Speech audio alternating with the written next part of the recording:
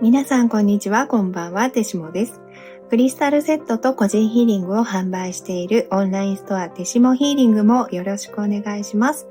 今回はいつものヒーリングとは違う特別企画で、最高の愛を呼び寄せる儀式をヒーリングの技術を用いて行います。これはどんな方でも受け取っていただけるヒーリング効果です。恋愛やパートナーシップを求めていたり、ソウルメイト、ツインソウルを求めている方、今そういうのは特に興味ないという方も、愛にはたくさんの形がありますし、どちらの場合も人生に豊かな愛を呼び込むことができる儀式だと考えてみてください。あなた様にとって最高で最善の愛を引き寄せますから、今どんな状況でも大丈夫です。この儀式は私がいつも参考にしているジュディ・ホールというクリスタル研究家の方の著書で、クリスタルバイブルというこの本の1ページに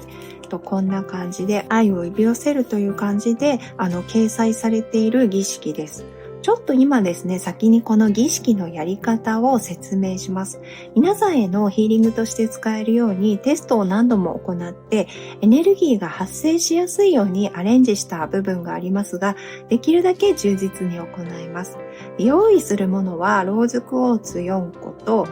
大きなアメジスト1個。これはタンブルでもこういったタワーでもワンドでも大きなアメジストだったら大丈夫です。で、ろうそく4個、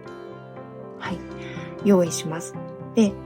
まず絹の布の上にクリスタルたちとろうそくを置きます。1本のろうそくを北に置き、火を灯しながら北の方角の精霊を迎え入れます。ちなみにあらかじめ東西南北をアプリで調べておいて、今置いてます。で、北の精霊さんたち、こちらに来てくださいと大きな声で言います。残りのろうそくも南、東、西に置き、それぞれの方角の精霊を迎え入れます。次に精霊たちに守ってもらうように頼みます。精霊さんたち、私をお守りください。ローズクォーツを両手に取ってテーブルに向かって座ります。そして目を閉じて静かにローズクォーツに波長を合わせます。両手を経由して心臓にローズクォーツのエネルギーが流れるようにします。心臓に到達したら心臓が開き広がるのを感じます。そしてローズクォーツを心臓の上に当てます。これは本番では私は皆さんの儀式を行うので、皆さんの心臓の上に当てているイメージで行います。で、心臓を強力にローズクォーツが浄化して癒します。ハートが清まり活性化するのを感じます。そして私は愛を引き寄せる磁石です。愛が心の中に入ってくることを歓迎しますと大きな声で言って、ローズクォーツをテーブル中央のアメジストの周りに置きます。そして1回に2つしか持ってないので、残りの2つのローズクォーツも今と同じことを繰り返してここに置きます。そして愛が私の生活に訪れるのを歓迎しますと大きな声で言います。クリスタルを見つめながらしばらくの間静かに座ります。儀式を終える準備ができたら、ろうそくの火をあなたの光と愛を宇宙に送りますと言いながら順番に吹き消します。クリスタルはしばらくテーブルの上に置いたままにするか、ベッドの周りに置いておきます。で、今ですね、皆さんがお家でやってみることができるように、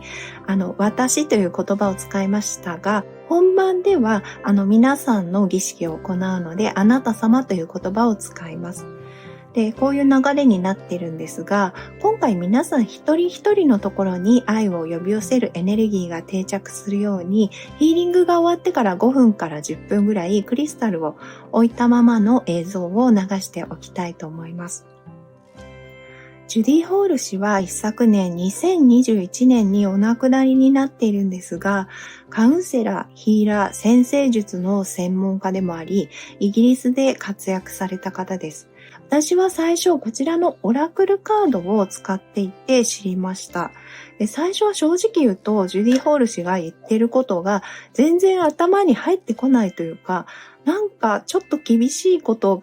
を言ってることが多いなって思ってたんですね。でも特に肉体へのヒーリング効果を参考にするときに、自分がヒーリングをしてみて感じたこと、特定のクリスタルに対して考察したことと同じことが書いてあることが多くて、それで驚いてだんだん頼りにするようになって、ジュディ氏が長年研究してきたクリスタルたちの素晴らしい力を微力ですが、このチャンネルで少しでもお伝えできたらなと思って、いつも参考にさせていただいています。精神世界の専門用語も多くて、最初は理解できなかった言葉も、ヒーリングの実践と研究を重ねているとだんだん理解できるようになってきて、最初は厳しいなと思っていた部分も全部愛に基づいて書かれていたんだと思えるようになりました。そんなジュディ・ホール氏が紹介しているこの愛を呼び寄せる儀式ですが、こういうおまじないみたいなことを真剣にやってみたいけど、ずっとタイミングじゃなかったというか、まず他にやるべきヒーリングが山のようにあることが感覚的に分かっていたので、これをやるのはずっと先だろうなと思ってたんです。でも、愛を引き寄せるヒーリングをやってほしいというリクエストもいくつかいただいていましたし、昨年私自身がもう今までの自分に疲れたというか、もう本当に変わりたい。今まで経験したことがない自分を大切にするとか、愛しているとか、そういう状態とやらになれるものならなって、とにかく変わりたいと願っていて、多分順番で言うと、フローライトとかラブラドライトのヒーリングを行った秋頃から導かれるように、大きな変容を起こすヒーリングを行ってきました。そして年が明けて、なんだか本当にちょっと変化してきた気がする。こんなに楽な気持ち初めてだなぁと思っていて、春になってから急にハートチャクラや愛に関するヒーリングに多く取り組むようになりました。私はヒーリングを選ぶ際に、もちろん見ている皆さんの意識を感じながら選んでいるのですが、それでも自分がやりたいと思うヒーリングをまず選ぶようにしています。でも皆さんと私はどこか無意識の領域でつながっていると思いますし、もしかしたら今この時代にアセンションするための仲間という意味でソウルメイトなのかもしれないと勝手に思っています。だから私と似たような流れにいる方も多いんじゃないかなと思っています。それで何が言いたいかというと、そろそろ私と皆さんに最高最善の愛を引き寄せる、呼び寄せる時期が来たらしいということなんです。この動画を再生してくださったということは、そういうことだと思います。で、私は10代の頃にすごくポジティブな気持ちで、将来自分は結婚もしないし子供も持たないだろうなと予感していたというか、なんとなく分かっていました。で、好きな人は何人かできましたが、今までどんなに恋愛で頭がおかしくなっても、一度も結婚したいとか、恋人が欲しいと思ったことがないんですね。で、別にトラウマがあるとかそういうわけではないんですが、とにかくそういう人生を楽しみにしてきた部分があるんです。だから特に今現在もパートナーが欲しいとか思ってるわけではなくて、正直本当にその点はどっちでもいいです。これから変わっていくかもしれないですし、変わらなくてもどっちでもいいという感じです。そんな感じなんですけど、アクアティンカルサイトのヒーリングを行った時に、自分の喉のイガイガを突然愛おしいと思ってから、何回か本当に数分なんですけど、自分のことを愛しているという感覚がやってきて、莫大な光に包まれて完全体になったような経験をしたんです。本当にこの1ヶ月ぐらいのことです。で、それで自分のことを愛している状態ってこんなに最高の感覚なんだ。誰かのことを好きで熱中している時よりもずっと自分が完璧だということに気づいたんです。で、先日激戦を勝ち抜いて推しにライブに会いに行ったんですが、過去の私だったらいつも近距離で推しに会う時に目が合うようにこっちに気づいてくれるように多分すごい形相をしてたと思うんですが、今回は夢中になっているのは同じなのに、そうやって愛を何とかして少しでももらおうっていう感覚が全くなくて、もちろんこっち見てくれたらもう嬉しいですけど、でもなんかこう絶対そうじゃなきゃいけないっていう焦りとかそういうものがなくて、本当に心から自分の好きな人の輝いている姿を楽しめたんです。で、今までなら帰り道寂しくなったりしてたんですが、そういう寂しさとか欠乏感も全く感じなくて、スキップしそうな勢いで帰ってきました。で、それで思ったんですが、私の場合は自分との統合が起こり始めてるんじゃないかと考えたんです。最高の愛を呼んだら自分との統合が起きて自分を愛している状態になるということなんじゃないかなと思ったんです。だからこの話を聞いてそういう状態いいなと思った方や、もちろんすでにそうっていう方もいっぱいいらっしゃると思うんですが、あと楽しそうとかなんかわかるなって思った方は自分との統合が起こるかもしれません。だからといって人間や他の物事、大切な存在との愛は来ないのかというと、そうではなくて、おそらく最高最善の愛、いわゆる理想の愛は自分との統合、自分に対しても愛を感じることと同じ意味なんだと思います。ここまで聞いて自分は自分を愛せないから無理だなと感じた方がいらしたら、ちょっと待ってください。私も物心ついてからずっと自分を愛しているという経験がなく生きてきました。努力してもどんなワークをしてもあまり変わらなかったし、17年前に霊気のアチューメントをしてセルフヒーリングをしても、本当に大きな変化は起きたんですが、自分への愛についてだけは、そういう状態にまではちょっと到達できていませんでした。だから多分待っていればその時は来ると思うんです。で、ずっと誰でもベストを尽くしてきていて、その時その時できることをしてたと思うんです。で、そしていつかその時は来るし、私もこれが持続するかはわからないけど、多分そっちの方向を向いてれば、数分だけじゃなくてずっと自分を愛する自分との統合はやってくると感じています。そもそもこのヒーリング動画を開いたことがもうその証拠なので、自分には無理と感じる方がいても焦らず気軽にヒーリングを受けてみてください。そしてこのヒーリングのためにコミュニティで愛だけを感じる存在について皆さんに教えていただきました。なぜかというと、例えばこの儀式でまだ誰なのかわからない最高のパートナーを引き寄せるとしますね。その相手に対する、その相手と一緒にいる時の最高の愛の感覚をイメージして欲しかったからです。それに私も自分以外の皆さんの愛の感覚を知ってこの儀式に活かしたかったからです。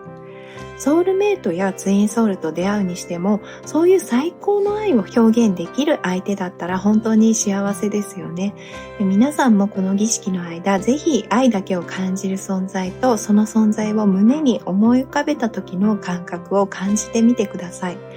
愛してるデモのデモがつかない相手です。で、ちなみに私はぬいぐるみ風キャットのランちゃんです。で、ランちゃんが家に来たのは10年前なんですが、それからは毎日何十回も可愛い可愛い大好きという言葉を日常的にランちゃんに言うようになって、毎日抱っこしてなでなでして喋って、妹も同じなのでみんなで一緒に遊んだり、すべての旅行に一緒に行ったりしてるんですが、ランちゃんが家にやってきたことで明らかに愛の種がまかれて愛が育っていったんです。で、コメントでは同じようにぬいぐるみさんのことをお話ししてくださった方もいらっしゃいましたし、ペットさん、ペットに限らず動物と答えてくださった方もいらっしゃいました。で、あとお花とか、赤ちゃんとか、あと近所の神社の仁王様と答えてくださった方もいらっしゃいました。あとアコースティックギターを久しぶりに弾いた時の感覚とか、本当に読んでいて自分の中にも愛が溢れてくるような感覚になるので、ぜひ皆さんも読んでみてください。ペットたちや昆虫というコメントをくださった方が、血の通った温かさを感じる大人になった自分には、人間相手に求めることは、はばかられるような生温かさと近しさで、懐かしさでいっぱいになると書かれていました。確かにこの最高感覚の愛は、人間相手に求めるのは、ハードルがちょっと高くて、そもそもそれは求めてはいけないのかなってちょっと思っちゃいますよね。だから実在する人間で答えてくれた方がいなかったのかなと思いますが、でもその最高の愛の感覚で引き寄せたら、それに最も共鳴する愛がやってくると思うんです。そしてその愛がまたもっともっと愛を育てて、気がついたらツインソウルと言える相手と一緒に幸せに過ごしているということもあると思いますし、動物や植物、神様、自分との統合ということもあると思います。なので、今のあなた様、これからのあなた様にとってベストな愛が呼び寄せられる儀式だと考えて、ぜひ受けてみてください。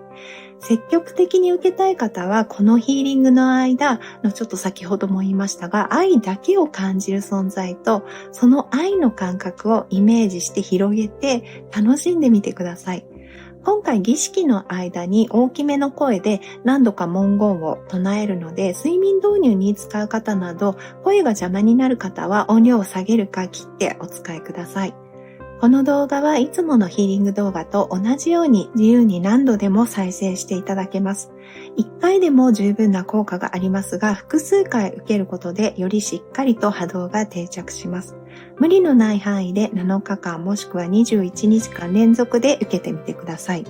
リラックスしていれば他のことをしていても大丈夫ですし、眠ってしまっても大丈夫です。ヨガや瞑想の BGM として使ったり、一緒に体や呼吸の感覚を感じながら受けるのもおすすめです。リラックスして流してください。また最後の画面のカード3択メッセージとフィードバックをコメント欄に記載していますので、もしよかったらそちらもご覧ください。それではヒーリングを始めます。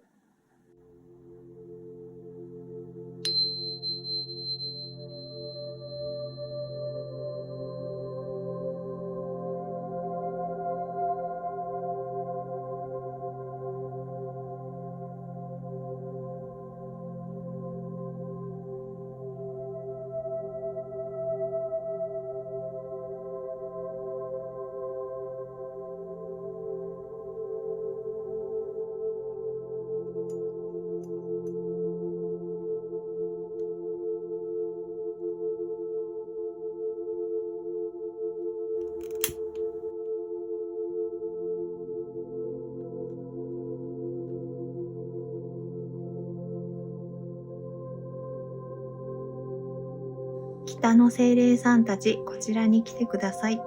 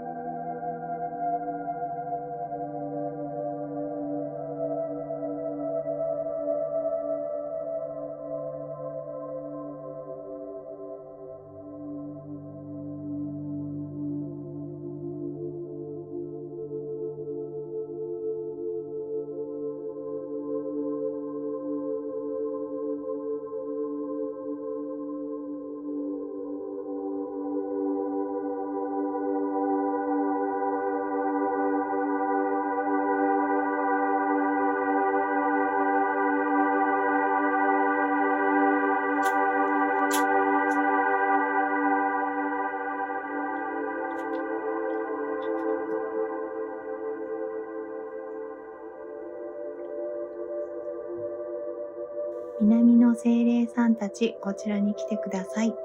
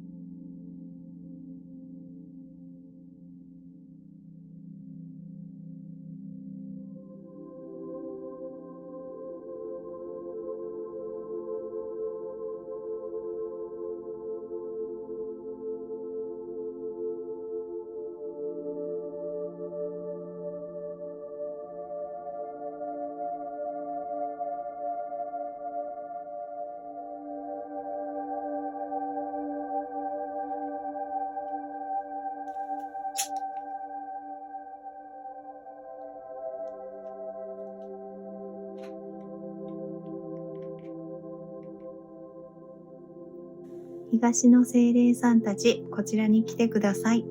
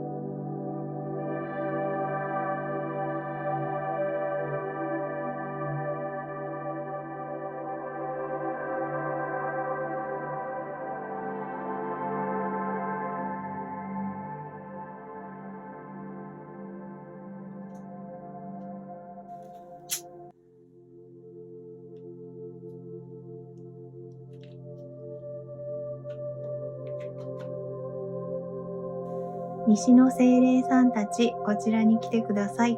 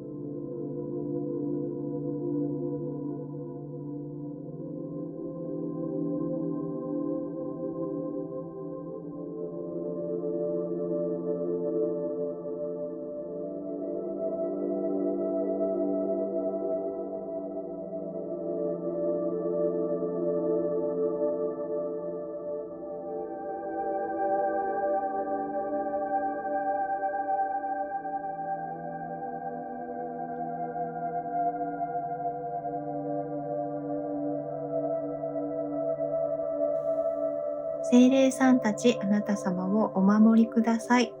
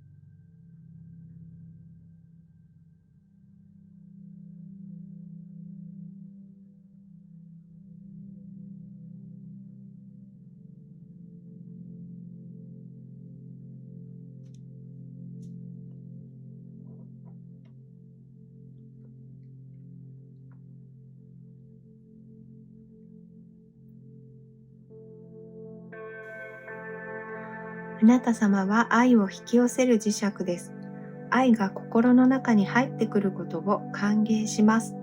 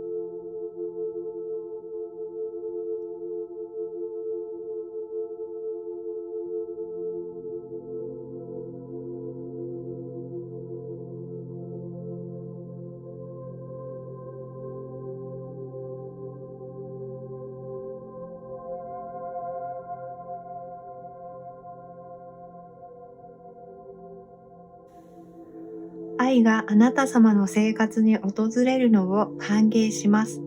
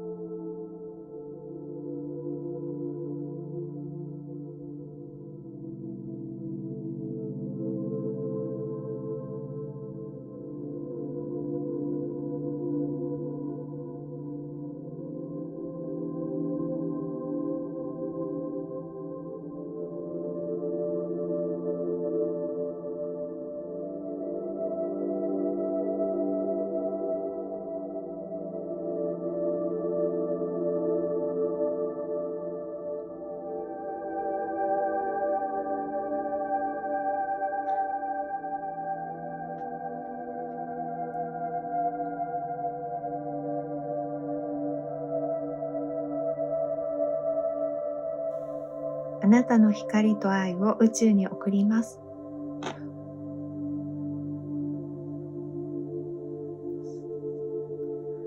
あなたの光と愛を宇宙に送ります。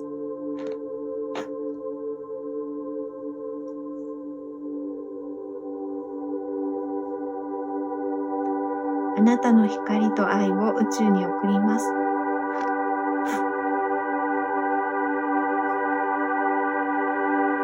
あなたの光と愛を宇宙に送ります。